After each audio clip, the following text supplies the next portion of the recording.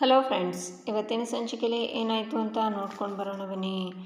ಸ್ನೇಹ ದಾಮಿನಿ ಹತ್ರ, ಅತ್ತೆ ದಯವಿಟ್ಟು ನನ್ನ ಕ್ಷಮಿಸಿ ಅತ್ತೆ, ನನಗೇನು ಗೊತ್ತಿಲ್ಲ ಅತ್ತೆ, ಡ್ಯಾಡ್ನ ಕಿಡ್ನಾಪ್ ಮಾಡಿದ್ದೀನಿ ಅಂತ ನಾನು ನಂಬಿಸಿ ಎಲ್ಲ ಹಾಳು ಮಾಡಿಬಿಟ್ರು ಅತ್ತೆ, ನಾನು ಎಡ್ವರ್ಟ್ ಮಾಡಿಬಿಟ್ಟೆ ಅತ್ತೆ, ಆ ಪ್ರೇಮ ಕಾವ್ಯ ಇಬ್ಬರು ಸೇರಿಕೊಂಡು ಇಷ್ಟು ದೊಡ್ಡ ಪ್ಲ್ಯಾನ್ ಮಾಡ್ತಾರೆ ಅಂತ ನಾನು ಅಂದ್ಕೊಂಡೇ ಇರಲಿಲ್ಲ ಅತ್ತೆ ಅಂತ ಬಿಡ್ಕೋತಾಳೆ. ಪ್ರೇಮ ಕಾವ್ಯ ಇಬ್ಬರು ಸೇರಿ ಪ್ಲ್ಯಾನ್ ಮಾಡಿದ್ರ, ಅಣ್ಣನ ಕಿಡ್ನಾಪ್ ಮಾಡಿದ್ದೀವಿ ಅಂತ ಹೇಳಿದ್ದಕ್ಕೂ ನೀನು ಮಚ್ಚು ತಗೊಂಡು ನನ್ನ ಅಟ್ಟಿಸ್ಕೊಂಡು ಬಂದಿದ್ದಕ್ಕೂ ಏನೇ ಸಂಬಂಧ?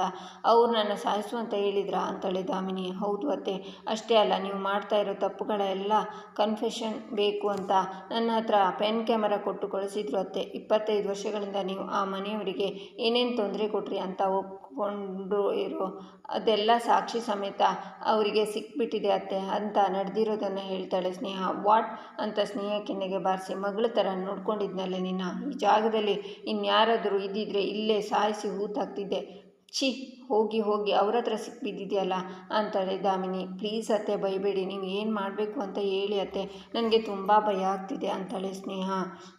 ಪ್ರೇಮ ಕಾವ್ಯ, ನನ್ನ ಜೊತೆನೇ ಮೈಂಡ್ ಗೇಮ್ ಮಾಡ್ತೀರಾ? ಕಣ್ಣೀರು ಒರೆಸ್ಕು ಸ್ನೇಹ, ನಿನ್ನ ಮುಂದೆ ನಿಂತಿರೋದು ಈ ದಾಮಿನಿ, ನಾನಿರಬೇಕಾದ್ರೆ ನೀನು ಯಾಕೆ ಇಷ್ಟೊಂದು ಹೆದರ್ಕೋತೀಯ? ಆಗಲೇ ಅವರಿಗೆ ಹೇಗೆ ತಿರುಗೇಟು ಕೊಡಬೇಕು ಅಂತ ನನಗೆ ಚೆನ್ನಾಗಿ ಗೊತ್ತು, ನಾನಿರುವಾಗ ನೀನು ಯಾಕೆ ಇಷ್ಟೊಂದು ನಡುಗ್ತಿದ್ಯಾ?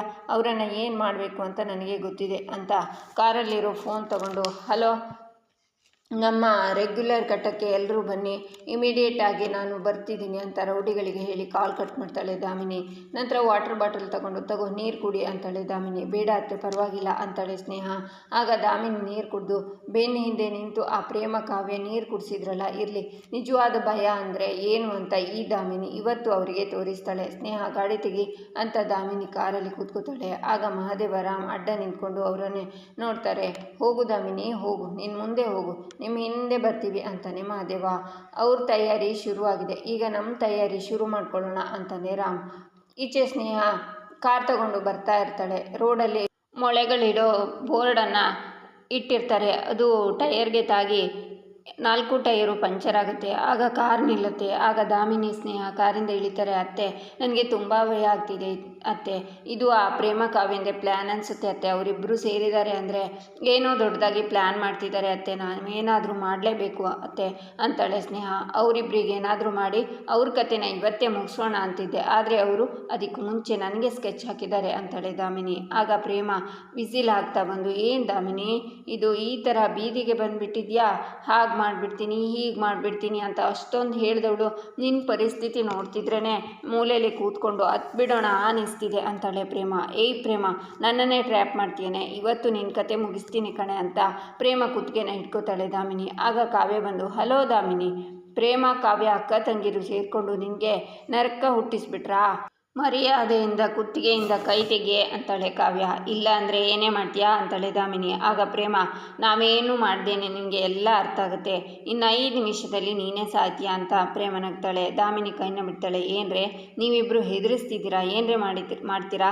ಏನು ಮಾಡ್ತೀರಾ ಅಂತಾಳೆ ದಾಮಿನಿ. ನಾವೇನು ಮಾಡ್ತೀವಿ ಅಂತ ನಿನಗೆ ಈಗಾಗಲೇ ಗೊತ್ತಾಗಿರಬೇಕು ಅಲ್ವಾ ದಾಮಿನಿ, ಇನ್ನು ಸ್ವಲ್ಪ ಹೊತ್ತಲ್ಲಿ ಪೂರ್ತಿ ಗೊತ್ತಾಗುತ್ತೆ ಅಂತಾಳೆ ಪ್ರೇಮ. ಅಕ್ಕ, ನಾನು ಆಗಲೇ ಅಂದ್ಕೊಂಡ ಹಾಗೆ 4 ಟೈರು ಪಂಚರ್ ಆಗಿದೆ ಅಲ್ವಾ ಅಂತಾಳೆ ಕಾವ್ಯ. ಹೌದು ಕಾವ್ಯ, ಕಾರ್ ದಾರಿ ಬೇರೆ, ಕಾರ್ ಬೇರೆ ನಿಂತೋಗಿದೆ, ಪಾಪ ಇವರು ಎಲ್ಲೂ ಹೋಗೋದಕ್ಕಾಗಲ್ಲ ಅಲ್ವಾ, ಆದಷ್ಟು ಬೇಗ ಹೋಗಬೇಕು ಬೇರೆ ಪಾಪ ಅಂತಾಳೆ ಪ್ರೇಮ. ನಿಮ್ಮಿಬ್ಬರಿಗೂ ಹುಚ್ಚಿಡ್ದಿದೆಯಾ? ಏನರೇ ಮಾತಾಡ್ತಿದ್ದೀರಾ ಅಂತಾಳೆ ದಾಮಿನಿ. ಹೇಳ್ತೀನಿ ಇರು ದಾಮಿನಿ, ಈಗ ನೋಡು, ನಿಮ್ಮಿಬ್ಬರ ಹತ್ರನೂ ಫೋನ್ ಇದೆಯಾ? ಅದರೊಳಗಡೆ ಸಿಮ್ಮು ಇದೆ, ಬ್ಯಾಟ್ರಿನೂ ಚಾರ್ಜ್ ಆಗಿರ್ಬೋದು ಅಲ್ವಾ, ಆದರೆ ಏನು ಮಾಡೋದು, ಈ ಕಾಡಲ್ಲಿ ನೆಟ್ವರ್ಕೇ ಇಲ್ಲ, ಪಾಪ ನೀನು ಯಾರಿಗೆ ಫೋನ್ ಮಾಡೋಕ್ಕಾಗಲ್ಲ, ನಿನಗೂ ಯಾರು ಫೋನ್ ಮಾಡೋಕ್ಕಾಗಲ್ಲ, ಅಯ್ಯೋ ಅನ್ನಿಸ್ತಿದೆ ಅಂತಾಳೆ ಕಾವ್ಯ. ಹೌದು ಕಾವ್ಯ, ಈಗ ನೋಡು, ಕಾರ್ ಇದೆ, ಕಾರ್ ತುಂಬ ಡೀಸೆಲ್ ಇದೆ, ಕೀನೂ ಇದೆ, ಆದರೆ 4 ಟೈರು ಪಂಕ್ಚರ್ ಆಗಿದೆ, ಎಲ್ಲಿಗೆ ಹೋಗೋಕ್ಕೂ ಆಗಲ್ಲ ಅಂತಾಳೆ ಪ್ರೇಮ. ಅತ್ತೆ ಏನಾದರೂ ಮಾಡಿ ಅತ್ತೆ ಅಂತಾಳೆ ಸ್ನೇಹ. ಹೇಗಿತ್ತು ಈ ಡೇಂಜರಸ್ ದಾಮಿನಿ, ಈಸಿಯಾಗಿ ಹಿಡಿದು ಹಾಕಿದ್ರು ಅಂತಾಳೆ ಪ್ರೇಮ. ಆಗ ದಾಮಿನಿ, ಕಾವ್ಯ, ಪ್ರೇಮ ಅಂತ ಇಬ್ಬರು ಕತ್ತನ್ನು ಹಿಡ್ಕೊಂಡು, ನಾನು ಈ ಕಾಡಿನಿಂದ ಹೇಗೆ ಹೋಗ್ತೀನಿ ಅಂತ ನಿಮ್ಮಿಬ್ಬರಿಗೆ ಹೇಗೆ ಗೊತ್ತಾಗುತ್ತೆ? ಯಾಕಂದರೆ ಅದನ್ನು ನೋಡೋದಕ್ಕೆ ನೀವಿಬ್ಬರು ಬದುಕೇ ಇರೋದಿಲ್ವಲ್ಲ ಅಂತಾಳೆ ದಾಮಿನಿ. ಪ್ರೇಮ ಕಾವ್ಯ ಇಬ್ಬರು ನಗ್ತಾರೆ. ಆಗ ದಾಮಿನಿ ಹೊಟ್ಟೆನ ಹಿಡ್ಕೊಂಡು ನೋವಿಂದ ಒದ್ದಾಡ್ತಾಳೆ. ಏನಾಯಿತು ಅಂತಾಳೆ ಕಾವ್ಯ. ಕಾವ್ಯ, ಇವಾಗ ಶುರುವಾಯಿತು ಕಣೆ, ಅಯ್ಯೋ ಪಾಪ, ಇನ್ನು ಕೆಲವೇ ಕ್ಷಣಗಳು ಅಷ್ಟೇ ಇವಳು ಬದುಕಿರೋದು ಅಂತಾಳೆ ಪ್ರೇಮ. ಅತ್ತೆ ಏನಾಗ್ತಿದೆ ಅತ್ತೆ ಅಂತಾಳೆ ಸ್ನೇಹ. ಏನಿಲ್ಲ ಸ್ನೇಹ, ನಿಮ್ಮ ಅತ್ತೆದು ಕೌಂಟ್ಡೌನ್ ಶುರುವಾಗಿದೆ ಅಷ್ಟೇ ಅಂತಾಳೆ ಕಾವ್ಯ. ಏನು ಮಾಡಿದ್ರಿ ನನಗೆ ನೀವಿಬ್ಬರು, ಏನು ಮಾಡಿದ್ರಿ ಅಂತ ಕೂಗ್ತಾಳೆ ದಾಮಿನಿ. ಏನಾಗಿಲ್ಲ ಕಣೆ ಸ್ನೇಹ, ನಿಮ್ಮ ಅತ್ತೆ ಸ್ವಲ್ಪ ವಿಷ ಕುಡ್ದಿದ್ದಾರಷ್ಟೇ ಅಂತಾಳೆ ಪ್ರೇಮ. ವಾಟ್, ವಿಷನಾ ಅಂತಾಳೆ ದಾಮಿನಿ. ಹೌದು ದಾಮಿನಿ, ನೀನು ಕುಡಿಯೋಕೆ ಅಂತ ಒಂದು ವಾಟರ್ ಬಾಟಲ್ ಇಟ್ಕೊಂಡಿರ್ತೀಯಲ್ಲ, ಅದಕ್ಕೆ ಪ್ಲ್ಯಾನ್ ಮಾಡಿ ವಿಷ ಬರೆಸಿದೆ. ಈಗ ನೀನು ಕುಡ್ದಿದ್ದು ಅದೇ ನೀರು, ಅದಕ್ಕೆ ಸಾಯ್ತಿದ್ಯಾ ಪಾಪ ಅಂತಾಳೆ ಕಾವ್ಯ. ಆಗ ದಾಮಿನಿ ಅಲ್ಲೇ ಕೂತ್ಕೊಂಡು, ನೀವು ನನಗೆ ವಿಷ ಹಾಕಿದ್ರಾ ಅಂತಾಳೆ. ಏಯ್ ಸ್ನೇಹ, ನಿಮ್ಮ ಅತ್ತೆ ನಮ್ಮ ಅತ್ತೆಗೆ ವಿಷ ಹಾಕಿದ್ಲು ಅಂತ ನಾನು ನಿಮ್ಮತ್ತೆಗೆ ವಿಷ ಹಾಕಿದ್ದೀನಿ. ನಾನೇನೋ ನಮ್ಮತ್ತೆನ ಉಳಿಸ್ಕೊಂಡೆ, ಇನ್ನೂ ಇದು ನಿನಗೆ ಬಿಟ್ಟಿದ್ದು ಅಂತಾಳೆ ಪ್ರೇಮ. ಈ ಕಾಡು ದಾರಿನಲ್ಲಿ ಯಾರೂ ಬರೋದಿಲ್ಲ, ಅಯ್ಯೋ ಬಿಡೆ, ನಮ್ಗೆ ಯಾಕೆ ಬೇಕು ಕಂಡವ್ರ ವಿಷಯ ಅಂತಾಳೆ ಕಾವ್ಯ. ಒಂದು ನಿಮಿಷ ಇರು, ಇನ್ನೊಂದು ವಿಷಯ ಹೇಳಬೇಕು. ಮಿಸ್ ದಾಮಿನಿ, ನೀನು ತಗೊಂಡಿದ್ದೀರಲ್ಲ ವಿಷ, ಅದು ಇನ್ನು ಸ್ವಲ್ಪ ಹೊತ್ತಲ್ಲಿ ಎಫೆಕ್ಟು ಡಬ್ಬಲ್ ಆಗುತ್ತೆ ಅಂತಾಳೆ ಪ್ರೇಮ. ಬಾಯ್ ಹೋಗೋಣ ಅಂತ ಪ್ರೇಮ ಕಾವ್ಯ ಇಬ್ಬರು ಅಲ್ಲಿಂದ ಹೋಗ್ತಾರೆ. ಪ್ರೇಮ ಕಾವ್ಯ ಅಂತ ಕೂಗ್ತಾಳೆ ದಾಮಿನಿ. ಯಾರಾದರೂ ಇದ್ದೀರಾ, ಯಾರಾದರೂ ಕಾಪಾಡಿ ಅಂತ ಸ್ನೇಹ ಕೂಗ್ತಾಳೆ. ದಾಮಿನಿ ನರಳ್ತಿರ್ತಾಳೆ. ಸ್ನೇಹ ಯಾರಾದರೂ ಇದ್ದೀರಾ ಅಂತ ಕೂಗ್ತಾನೆ ಇರ್ತಾಳೆ. ಅತ್ತೆ ಏನೂ ಆಗಲ್ಲ ಅತ್ತೆ, ಎದ್ದೇಳಿ ಅತ್ತೆ ಅಂತ. ಅತ್ತೆ ಏನಾಯಿತು ಅತ್ತೆ, ಏನಾಯಿತು ಅಂತ ಕೂಗ್ತಾಳೆ ಸ್ನೇಹ. ಈಚೆ ಪ್ರೇಮ ಕಾವ್ಯ ನಗ್ತಾ ಬರುವಾಗ ರಾಮ್ ಮತ್ತು ಮಹಾದೇವ ಮಂಕಿ ಕ್ಯಾಪೆಲ್ಲ ಹಾಕ್ಕೊಂಡು ಅವರಿಗೆ ಹೆದರಿಸ್ತಾರೆ. ನೀನ ರಾಮ್, ಒಳ್ಳೆ ಕಳ್ಳನ ಥರನೇ ಇದೆಯಾ, ಎಷ್ಟೇ ಆದರೂ ನನ್ನ ಮನ್ಸು ಕದ್ದು ಕಳ್ಳ ಅಲ್ವಾ ನೀನು ಅಂತಾಳೆ ಪ್ರೇಮ. ಸಾಕು ನಿಲ್ಲಿಸಿ ನೋಡಿ, ಪ್ಲ್ಯಾನ್ ಪ್ರಕಾರನೇ ಎಲ್ಲ ಆಗಿದೆ. ಆ ದಾಮಿನಿ ರೋಡಲ್ಲಿ ನರಳ್ತಾ ಬಿದ್ದಿದ್ದಾಳೆ ಅಂತಾಳೆ ಕಾವ್ಯ. ನಮ್ಮ ಅಮ್ಮಂಗೆ ವಿಷ ಹಾಕ್ದಳವಳು, ಪಾಪದ ಮೇಲೆ ನಿಂತಿರೋ ಹೆಜ್ಜೆ ಜಾಸ್ತಿ ದೂರ ನಡೆಯೋಕ್ಕಿಲ್ಲ. ಒಂದಲ್ಲ ಒಂದಿನ ಅವ್ರು ಮಾಡಿರೋ ಪಾಪ ಅವರನ್ನೇ ಕೆಳಗೆ ಬೀಳಿಸ್ತೈತೆ ಅಂತಾನೆ ಮಹಾದೇವ. ನಮ್ಮ ಪ್ಲ್ಯಾನ್ ಪ್ರಕಾರ ನಾವಿಬ್ಬರು ಏನು ಮಾಡಬೇಕಿತ್ತೋ ಅದನ್ನು ಮಾಡಾಯಿತು, ಇನ್ನೂ ಉಳಿದಿದ್ದು ನೀವಿಬ್ಬರಿಗೆ ಬಿಟ್ಟಿದ್ದು ಅಂತಾಳೆ ಪ್ರೇಮ. ನೋಡಿ ನಮ್ಮ ಕೈ ಚಳಕವ, ಬಾಯ್ ಬಾಯ್ ಅಂತ ಅವರಿಬ್ಬರು ಹೋಗ್ತಾರೆ. ಎಲ್ಲ ನಾವು ಅಂದ್ಕೊಂಡಂಗೆ ಆಗುತ್ತೆ ಅಂತಾಳೆ ಪ್ರೇಮ. ಪಕ್ಕ ಆಗುತ್ತೆ, ನೋಡ್ತಿರೋ ಅವಳ ಕತೆನ ಅಂತ ಕಾವ್ಯ ಹೇಳ್ತಾಳೆ. ಈಚೆ ದಾಮಿನಿಗೆ ಪ್ರಜ್ಞೆ ತಪ್ಪುತ್ತೆ. ಅತ್ತೆ ಎದ್ದೇಳಿ ಅತ್ತೆ, ಬನ್ನಿ ಅತ್ತೆ, ಎದ್ದೇಳೋಕ್ಕೆ ಟ್ರೈ ಮಾಡಿ ಅಂತ ಸ್ನೇಹ ಎಬ್ಸೋಕ್ಕೆ ನೋಡ್ತಾಳೆ. ಸ್ನೇಹ ಏನಾದರೂ ಮಾಡು, ನಾನು ಬದುಕಬೇಕು ಅಂತಾಳೆ ದಾಮಿನಿ. ನಾವು ಹಾಸ್ಪಿಟ್ಲಿಗೆ ಹೋಗಬೇಕು, ಎದ್ದೇಳೋಕ್ಕೆ ಟ್ರೈ ಮಾಡಿ ಅತ್ತೆ ಅಂತಾಳೆ ಸ್ನೇಹ. ಆಗಲ್ಲ, ನೀನು ಡಾಕ್ಟ್ರ್ ತಾನೇ, ಇಲ್ಲೇ ಏನಾದರೂ ಮಾಡು ಅಂತಾಳೆ ದಾಮಿನಿ. ಅತ್ತೆ ವಿಷಯ ತೆಗಿಯೋಕ್ಕಾದರೂ ಕೆಲವೊಂದು ವಸ್ತುಗಳು ಬೇಕತ್ತೆ, ಅತ್ತೆ ಬನ್ನಿ ಅತ್ತೆ ಅಂತಾಳೆ ಸ್ನೇಹ. ಆಗ ರಾಮ್ ಮಹಾದೇವ ಮುಖಕ್ಕೆ ಮಂಕಿ ಕ್ಯಾಪಲ್ಲಿ ಕವರ್ ಮಾಡಿಕೊಂಡು ಕಣ್ಣಿಗೆ ಗ್ಲಾಸ್ ಹಾಕ್ಕೊಂಡು ಅಲ್ಲಿಗೆ ಬಂದು, ಇವಳು ಆ ಡಾಕ್ಟ್ರ್ ಅಲ್ವಾ, ನನ್ನ ಹೆಂಡತಿ ಹೆರಿಗೆ ಟೈಮಲ್ಲಿ ಜಾಸ್ತಿ ದುಡ್ಡು ಕೇಳಿ ನನಗೆ ತೊಂದರೆ ಕೊಟ್ಟಿದ್ದು ಇವಳೇ ಅಲ್ವಾ, ಸರಿಯಾಗಿ ಸಿಕ್ಕಾಕ್ಕೊಂಡಿದ್ಯಾ, ನಿನ್ನ ಇವತ್ತು ಇಲ್ಲೇ ಸಾಯಿಸಾಕ್ಬಿಡ್ತೀನಿ ಅಂತಾನೆ ಮಹಾದೇವ. ಹೌದು ಗುರು, ಇವಳೇ ಆ ಡಾಕ್ಟ್ರು, ಟೈಮ್ ಚೆನ್ನಾಗಿದೆ, ಒಡವೆ ಎಲ್ಲ ದರೋಡೆ ಮಾಡೋಣ ಅಂತಾನೆ ರಾಮ್. ಆಮೇಲೆ ಇವರು ಬೊಬ್ಬೆ ಹಾಕಿದರೆ ನಾವು ಸಿಕ್ಕಾಕೋತೀವಿ, ಇಬ್ಬರನ್ನ ಒಂದೇ ಏಟಿಗೆ ಚುಚ್ಚಿ ಸಾಯಿಸ್ಬಿಡೋಣ, ಕಾಡಲ್ಲಿ ಹೂತಾಕಿದ್ರೆ ಹೆಂಗೂ ಈ ಕಾಡಲ್ಲಿ ಯಾರೂ ಇಲ್ಲ, ನಮಗೆ ಸಾಕ್ಷಿನೂ ಇರಲ್ಲ ಅಂತಾನೆ ಮಹಾದೇವ. ಅತ್ತೆ ಯಾರನ್ನಾದರೂ ಕರ್ಕೊಂಡು ಬರ್ತೀನಿ ಅಂತ ಸ್ನೇಹ ಅಲ್ಲಿಂದ ಹೊರಡುವಾಗ, ಸ್ನೇಹ ನನ್ನ ಒಬ್ಳನ್ನೇ ಬಿಟ್ಟು ಹೋಗ್ಬೇಡ ಕಣೆ ಅಂತ ದಾಮಿನಿ ಕೂಗ್ತಾಳೆ. ಬರ್ತೀನಿ ಅತ್ತೆ ಬರ್ತೀನಿ ಅಂತ ಸ್ನೇಹ ಅಲ್ಲಿಂದ ಎಸ್ಕೇಪ್ ಆಗ್ತಾಳೆ. ರಾಮ್ ಕೂಡ ನಿಂತ್ಕೊ ಅಂತ ಅವಳು ಹಿಂದೆನೇ ಓಡ್ತಾನೆ. ಆಗ ಮಹಾದೇವ ದಾಮಿನಿಗೆ ಚಾಕು ತೋರಿಸಿ ನಗ್ತಾನೆ. ನೋಡಿ, ನಿಮಗೆ ಎಷ್ಟು ದುಡ್ಡು ಬೇಕಿದ್ರೂ ಕೊಡ್ತೀನಿ, ನೀವು ಕೇಳಿದ್ದಕ್ಕಿಂತ ಡಬಲ್ ಕೊಡ್ತೀನಿ, ನನ್ನ ಕಾಪಾಡಿ, ನನ್ನ ಆಸ್ಪತ್ರೆಗೆ ಕರ್ಕೊಂಡು ಹೋಗಿ.